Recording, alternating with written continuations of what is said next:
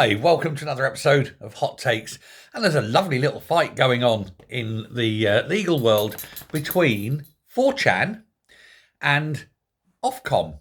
Now, Ofcom is, of course, the broadcaster's watchdog, and it is getting too big for its own boots, really. It's declared that it has sovereign immunity. And this is a very unusual claim to make, and I'll come to it as to why. They are being sued by 4chan. Now, what's happened is that Ofcom did not like what 4chan was saying, and it was breaching the Online Safety Act, which is a British act. 4chan is an American company and is protected, of course, by the First Amendment, it being an American corporate body. But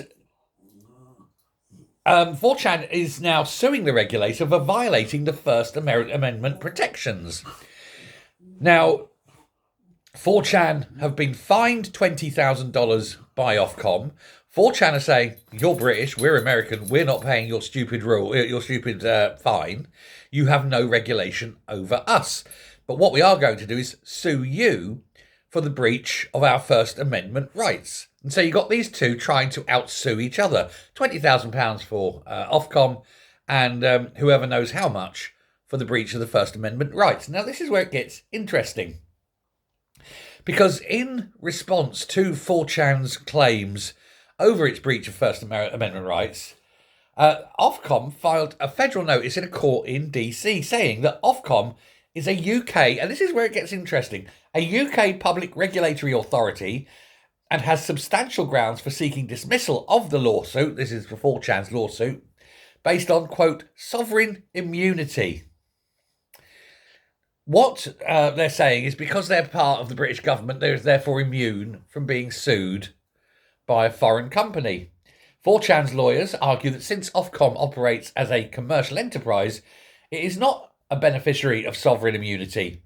Ofcom, meanwhile, still insists that 4chan is not protected by the First Amendment and wants its cash.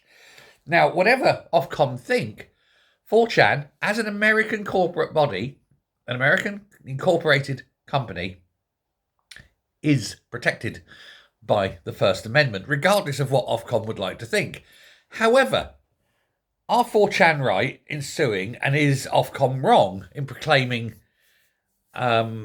sovereign immunity?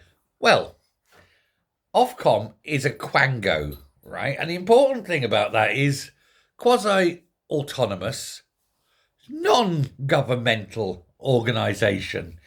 It is not of government. It is an independent public body that operates independently of direct ministerial control. It has statutory powers, yes, but those powers are used in an independent matter. It is not part of central government. It is funded by the broadcasters, not by government.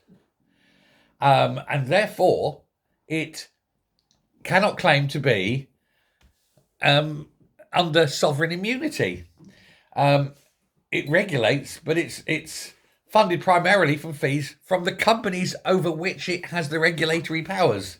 It does receive some small funding from government, but by far the most of it is from private companies.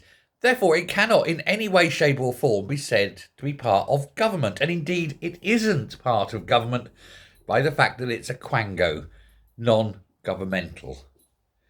And so 4chan look as though they are going to strike right at the heart of Ofcom and possibly cost Ofcom millions, because American courts take the Constitution incredibly seriously. So far from getting 20,000 from 4chan, Ofcom could be forking out millions. It'll be interesting to see who wins this one. It's a story set to run and run. But this is what happens when you get an arrogant government that thinks it can pass laws that affect other countries, and the other countries go, you shove that up your arse, can't you? It's like America being told you can't have the Second Amendment. No guns in America, says the British government. Send them over there to take the guns away and see what happens. Thanks a lot. Bye.